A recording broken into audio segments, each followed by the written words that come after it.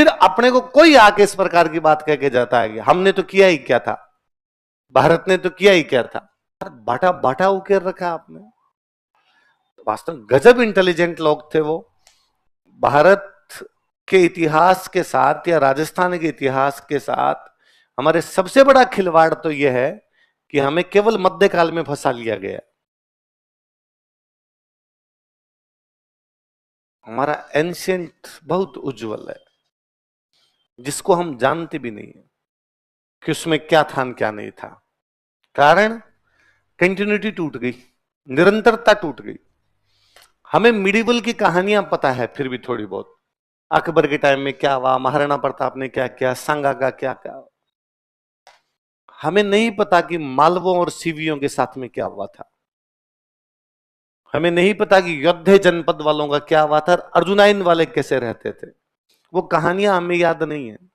Discontinuity है civilisation के अंदर, और इसलिए हम भूल ही गए कि वो लोग कैसे थे, क्या करके गए थे, क्या नहीं किया था।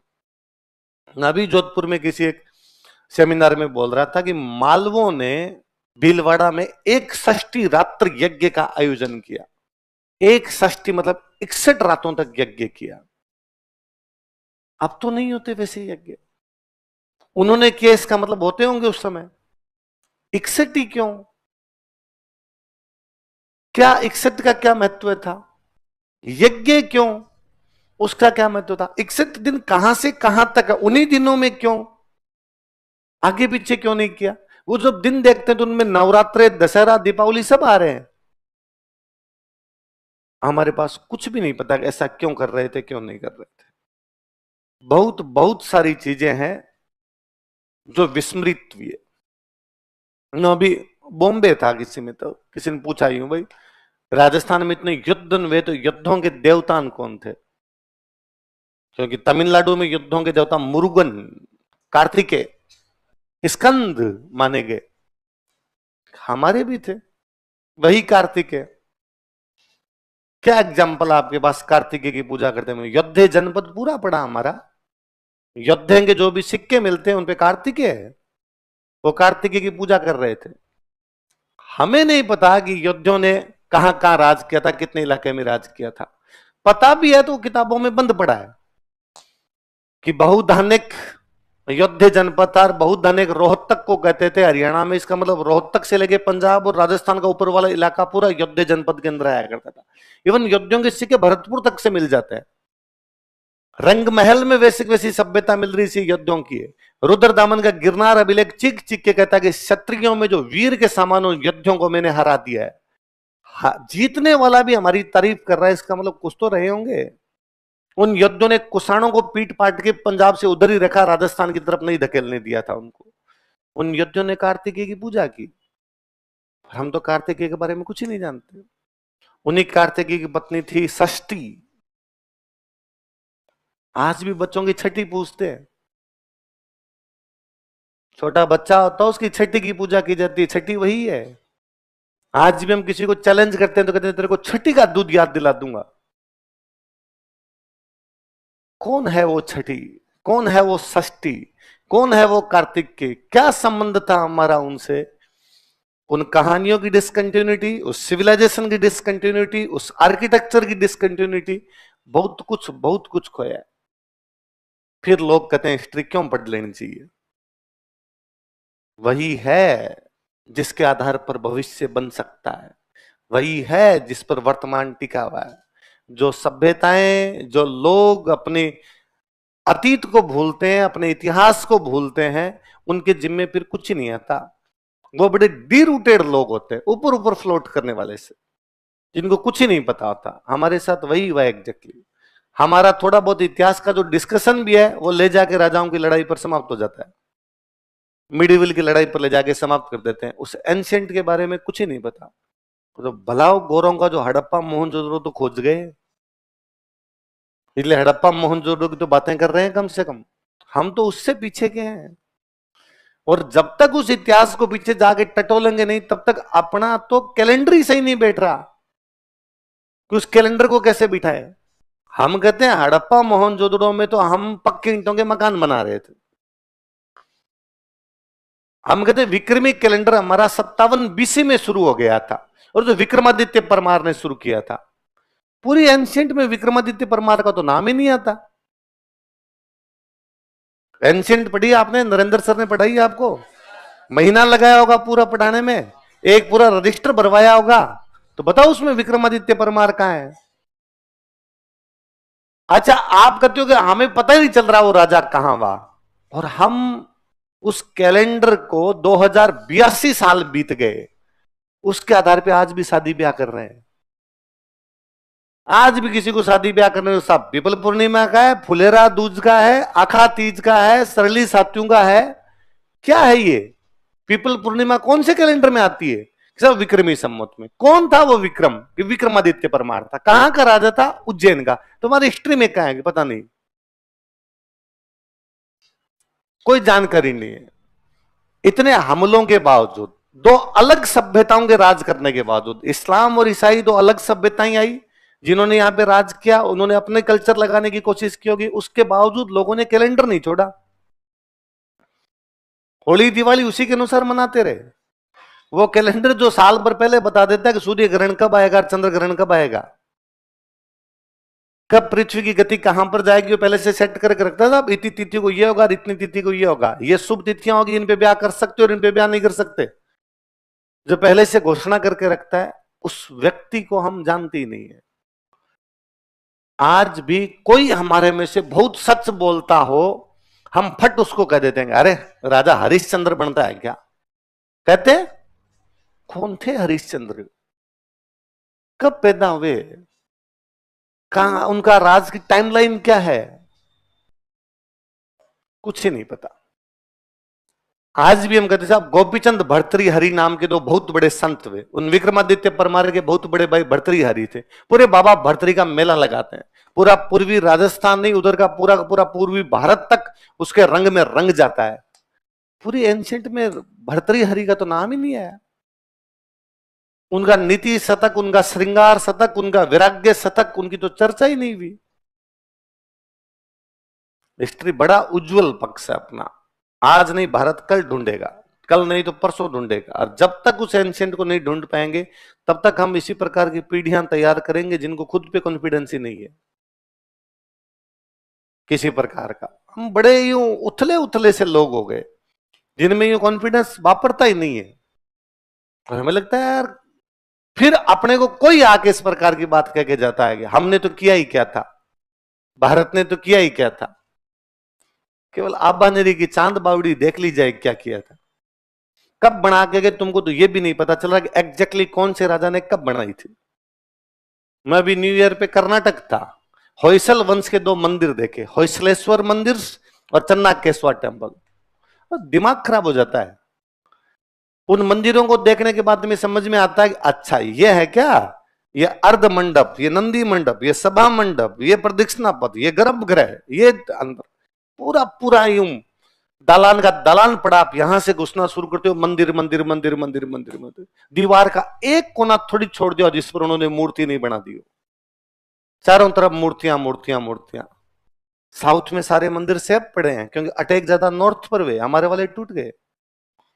कोई देखे किराड़ू के उन टेम्पल्स को, कोई जाके देख ले अर्थुणा के बांसवाड़ा के अंदर टेम्पल्स को, चीख चीख के कहते हैं कि सभ्यता क्या थी। ये तो मिडिवल है, किले तो मिडिवल के हैं। जब मिडिवल में हम ऐसा किला बना गए, सुदृढ़ किला बना गए जो अभी तक गिरने का नाम नहीं ले रहा, तो इससे भी 1000 साल पहले तो भगवान जाने में और क्या कर रहे थे। पर सभ्यताओं का ऐसा विनाश किया, दुनिया के तमाम लोग अपने सभ्यताओं को खोजते हैं, उन पर रिसर्च करते हैं, उनके बारे में जानना चाहते हैं। हम वे लोग जो हमारी सभ्यताओं पर प्रश्न चिन्ह लगाते हैं। क्या करना है हिस्ट्री पढ़ के, क्यों पढ़ना है? वो नहीं पढ़ी इसलिए अब भी कुछ नहीं कर पा रहे। वो पढ़े, कम से कम ये तो रिसर्च किया जाए कि भाई साहब ये कैसे बनाए थे। कोई ऐसा कैसे कर सकता है कि ऊपर से काटना शुरू करे, मंदिर को नीचे तक लेके जाए? कोई ऐसा कैसे कर सकता है कि पहले तो छत बनाए और बाद में दीवार बनाए? हम तो उल्टे बना रहे हैं, पहले दीवार है फिर उसके ऊपर छत है, उन्होंने पहले छत है फिर दीवार है। ऐसे कैसे सोचता है? एक ही पत्थर को काट कूट के सब बना लिया। किसी एक कारीगर को कहा गया एक ये पहाड़ खड़ा है, खड़ा है, अब तू जाने, तेरा काम जाने। और उसने छील दिया उस पहाड़ को। उसने कहा मैं बना लूंगा इसकी दीवार।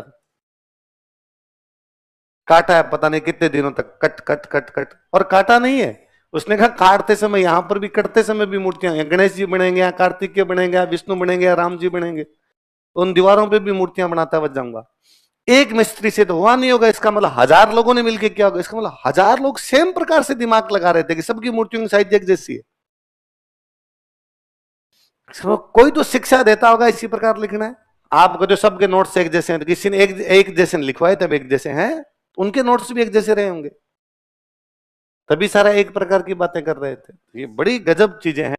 तो जैसलमेर किले के बारे में एक दोहा है कि गढ़ दिल्ली गढ़ आगरो, अरगढ़ बीकानेर, भलो चिणायो भाटियान, सिरेगढ़ जैसलमेर।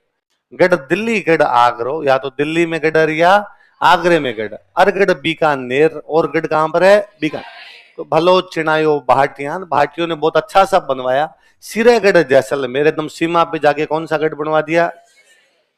और खबरें आती गिर सकता था, हमारे एक सीनियर थे, वो बैठे बैठे दो हाथ चेंज करते। गढ़ दिल्ली गढ़ आगरोन, अरगढ़ बीकानेर, कोई चंदो करो भाटियान दुड़ है जैसलमेर। कि भाटियों चंदा कर लो, जैसलमेर क्या होने वाला है? दुड़ना। दुड़ना मतलब, और भाई साहब किला गिरा। इस बार बारिश में एक दीवार गिरी है थोड़ी, अभी जो लास्ट बारिश निकली थी उसमें एक दीवार का थोड़ा हिस्सा जरूर गिरा है, बाकी किला अभी तक तो खड़ा है, किसी प्रकार का गिरा नहीं। पर बड़ी सोचने वाली और समझने वाली बात है, 900 साल हो जाएंगे इस किले को 2055 में। तो आप 30 साल पहले मान लो, मतलब 870 साल हो गए। 870 साल का तो जैसलमेर है। रणथंभौर और चित्तौड़गढ़ का तो हमें पता भी नहीं है कब के हैं। एग्जैक्टली हम पता ही नहीं लगा पा रहे कि कब बने थे किले। 1000 1200 8वीं शताब्दी से मानते हैं तो भी 21वीं चल रही है, 1300 साल हुए हैं। चित्तौड़गढ़ वाला और पुराना जा रहा है। मतलब 1200 साल से इमारतें खड़ी है, और खड़ी है, पड़ी नहीं। यहां मकान बनवाते हैं।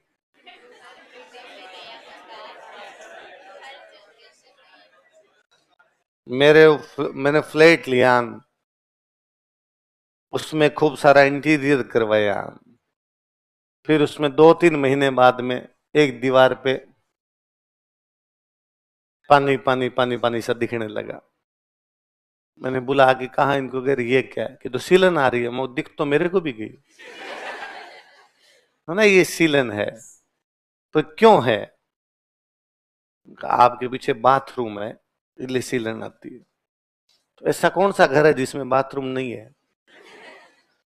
सब जगह होंगे वो। तो ऐसे थोड़ी होता है सीलन आते, ये तो आएगी। कोई इसका इलाज, कोई इलाज नहीं। गिरता है उसका वो सीमेंट जो भी लगाई हुई हो, गिरने लगेगा अपने आप में। इतनी किताबें पढ़ने के बाद, इतनी टेक्नोलॉजी यूज में लेने के बाद भी हमें ये नहीं समझ में आ रहा है कि उन पहले वालों ने बिना किताबों के कौन सी टेक्नोलॉजी अपना ली थी।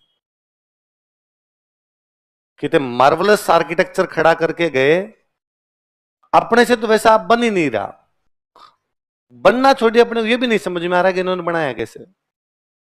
और नरेंद्र सर जो एंशियंट पढ़ाते हैं, एंशियंट में वो जो टेम्पल बताते हैं वर्धेश्वर वाले साहब, उसका ऊपर का जो शिखर रखा हुआ है वो अलग से रखा उन्होंने ले जाके, जो विमान था अलग से रखा।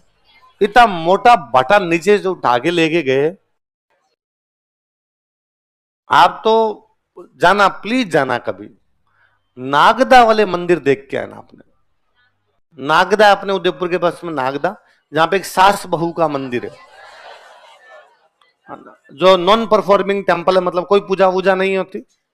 आप जाना आना भले, सीधे मंदिर के अंदर घुसना न, वहां कोई ज्यादा यूं सरकार की तरफ से कुछ है, सिंपल है, जाके देख के आ जाना आप। टिकट विकट भी कुछ भी नहीं है। एकलिंग जी वाला देख के ना, एकलिंग जी परफॉर्मिंग टेम्पल है, भीड़ मिलेगी आपको थोड़ी, एकलिंग जी वाला देख के ना। और देखो यार कैसे भाटे जोड़ रखे हैं उन्होंने। तो सीमेंट चुना कुछ ही नहीं है उनमें, इंटरलॉकिंग सिस्टम से पत्थर में पत्थर जोड़ रखा है। और न केवल जोड़े हैं, बल्कि हर पत्थर पे कहानी है। आपने 4 पत्थर ऐसे लगाए हैं दरवाजे के अंदर,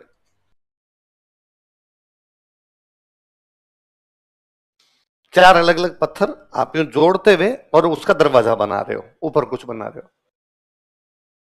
रामायण की कहानी चल रही है।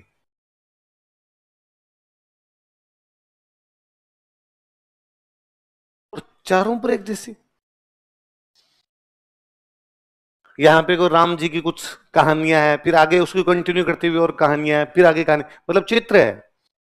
कहानी का मतलब लिखा हुआ नहीं है, बना रखा आपने कि राम जी वनवास जा रहे हैं, पीछे अयोध्या के लोग हैं, राम जी आगे पहुंचे हैं, उनसे मिलने के लिए फलाना ऋषि आए हैं, अब आगे गए, अब आगे गए।